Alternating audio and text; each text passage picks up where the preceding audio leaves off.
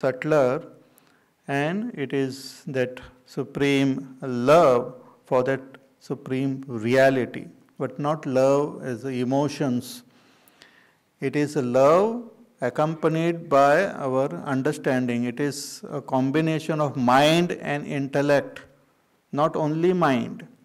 When love is only based on the mind, then it is not complete love. Right? It is emotions. And if it's only intellect, then also it is not complete. It should be both the combination of our emotions and understanding. Therefore, it is said you should love with your heart. Heart is that which is a combination of our mind and intellect. It is said God resides in our heart. It is not said that He resides in our mind or in our intellect or in our brain, though He is everywhere, but it is said He resides in our heart. Heart is a combination, a confluence of our pure emotions and subtle thoughts or understanding. There, with that, one has to direct that towards that supreme reality. Like in 12th chapter, Bhagavan says, Mayyeva mana adhasva, mayi buddhim niveshaya. You place your mind in me and place your intellect in me. Direct all your emotion towards me and direct all your understanding towards me. Both should go together. If love is without understanding, then it is not complete. So both should go together. In Vivek Chudamani, our Shankaracharya ji defines this bhakti as Atma Anusandhanam, constantly meditating on that supreme self, constant attention on that supreme self. He defines it as bhakti.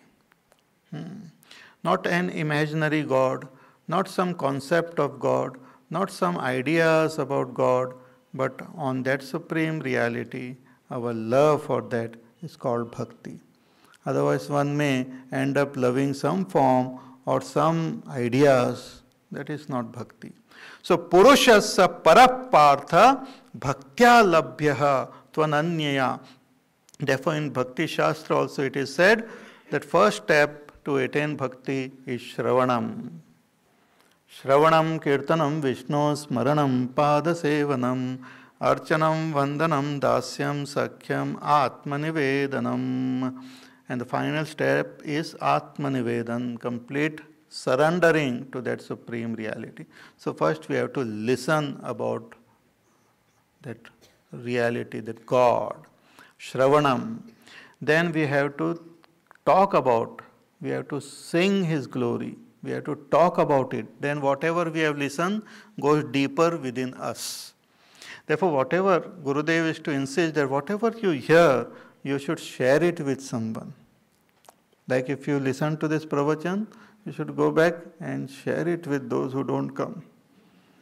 Then they will tell you, please don't tell me, I will come.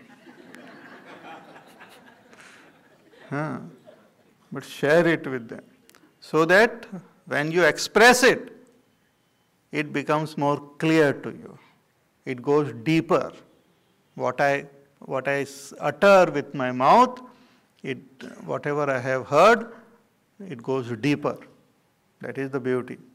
So that's called kirtan, singing the glory loudly with your mouth. So Shravanam, Kirtanam, Vishnu, Smaranam, and then Vishnu, this all-pervading Purushaha, one should remember Smaranam. So what I have heard and what I have understood by expressing, I have to constantly remember it. Shravanam, Kirtanam, Vishnu, Smaranam. Remember. By remembering, again I go deeper into my identification with that supreme reality. So Shravanam, Kirtanam, Vishnu, Smaranam, Padasevanam. Padasevanam means performing puja, means offering service, means performing all action for that supreme reality. Karma Yoga. Whatever I do is Bhagwan's puja. Whatever I do is Bhagwan's aradhana. Performing all actions directed toward that Supreme. Yad yat karma karomi tat tad akhilam shambho tavaradhanam. That whatever action I am doing, it's your aradhana. So physically also when we express our that love, then it becomes still deeper. When my actions also are directed toward that Supreme, my understanding and my conviction of it becomes still deeper. So these are beautiful steps. So Shravanam, Kirtanam, Vishnu, Smaranam, Padasevanam, Archanam. Archanam is further our puja only. One is Seva. Archanam is then you offer, you dedicate your things to Bhagwan. Archana we offer flowers, we offer the various other material to the Lord. So Archana is like sacrificing whatever we have for Bhagwan. One is performing action for him, and whatever results come, you offer it back to the Lord. Sacrifice something for that supreme reality. So it further we identify with that supreme. So Archanam, Vandanam, do Namaskar. Namaskar is be humble, develop that complete humility in front of that divinity which is there everywhere as the self of all. So Vandanam, do Namaskar to that Lord, to do Namaskar to that supreme reality which is expressing through each and every being. So that Namaskar also reduces our ego and makes us identify with that Supreme still further. Vandanam. Archanam, Vandanam, Dasyam. Then we become complete, the Das of that Supreme. Servant, that I belong to you. Servant means I belong to you. Till now we were thinking God belongs to me. But that is also ego. A stage comes when I say, I belong to you, O Lord. I belong to you. Tulsidas ji has written very beautifully, कि जो चाहे सो कर कृपा तुलसी तेरो है. Tulsidas ji says, you do whatever you want with me because I belong to you. Not that you belong to me. I mean, you belong to me, no doubt. But more deeper is I belong to you. That is a deeper bhakti. In the beginning, first stage, God belongs to me. But the further, subtler avastha in bhakti is I belong to God. That is very important and interesting. Because each one of us, we have this deeper feeling in us that I belong to someone or something. And generally it is some person only I belong to. And we use this in our day-to-day romantic language also. I belong to you, you belong to me and all. Ek duje ke liye and all. So we go in, that concept comes into our head. I belong to an organization. I belong to this company. I belong to this nation. All these are temporary things. Don't keep this in mind. Basic, deeply, I belong to God first. That is my first identity. That is my deepest identity. Secondary identity, I belong to the country, I belong to the world, I belong to an organization, I belong to this family, I belong to this and that. But first, I belong to God. That should be, that is when that comes, then we become Das, servant. Servant doesn't mean that doing here and there some work, no doubt work I am doing, but deep feeling that I belong to God. I don't have a separate identity. When Hanumanji had this bhavana, when Hanumanji went to Lanka, our Ravan asked him, who are you? This very interesting question, and the answer to that reveals where we are sitting and where we are established. So he asked, who are you? Oh monkey, you have come here and created so much of halla gulla. Who are you? Are you from some organization? Huh? During that time, such all these organizations were not there, but you never know. So he asked, who are you? And Hanumanji gives his identity. He says, the one who created this world, by his power, you also have attained greatness in this world. I am his dasa. I am his servant. I don't have a separate identity. He didn't say, I am Hanumanji, I have these degrees in that and all this. This is my business card. And this is nothing like that. He just said that he talked for some time about Ramchandra ji, and then he said, I am his das. My identity is with respect to him. So similarly, when our identity becomes with respect to God, then we become his dasa, dasyam. And when we identify him with him, still close, him, I am using him, her, it, that supreme reality, that Param Purusha. When we identify with him still closer, when we feel that I and God are one and we are like friends, he is my closest friend, then that is called Sakhyam, friend. And then I just completely surrender myself to him. I don't keep any identity, I just surrender to him. That's called Atma Nivedanam. Surrendering Atma, myself, to God. We offer Naivedya to Bhagwan. Here, Atma Nivedanam means making myself, I myself becomes the Naivedya. I become the offering for God. We keep on offering, ye lago, laddu lao, do, ye do, wo do, Bhagwan ko de do, ye do. But what about you? I myself sit in the tray where all offering is made and I offer myself. That is called Atma Nivedanam. Offering myself unto that supreme reality. So this is Ananya Bhakti. So Purushasya Parapartha Bhaktya Labhyaha tu Ananyaya. And who is that Purusha? Yasyantasthani Bhutani Yena Sarvamidam Tatam. Two important indicators of that Supreme is given here. Beautiful. He says that Supreme Purusha is one in whose Antasthani, in whom all the beings exist. All beings exist in him. He is the one in whom all beings exist. And Yena Sarvamidam Tatam, and by whom is all this pervaded.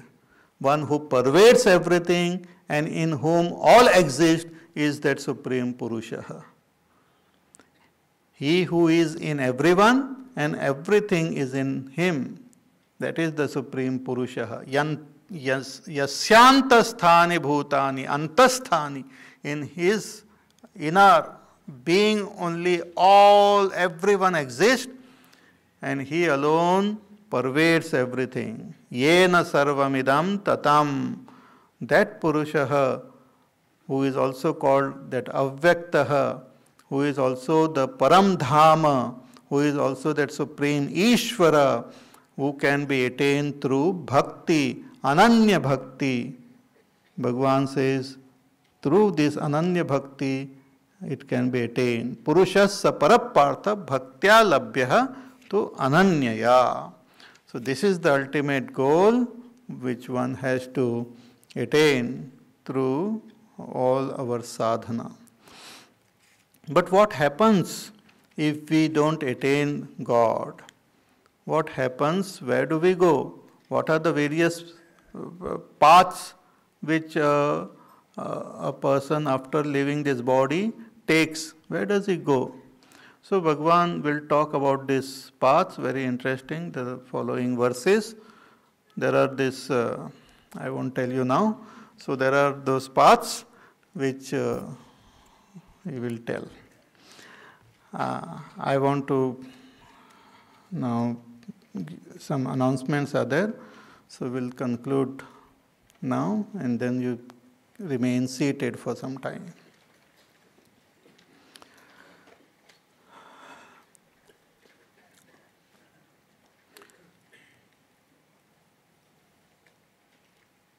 Close your eyes and sit straight.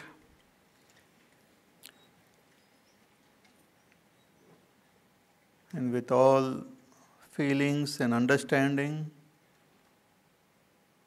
we'll chant Bhagwan's name as Om and meditate on that Supreme Purusha as that silence within and around us.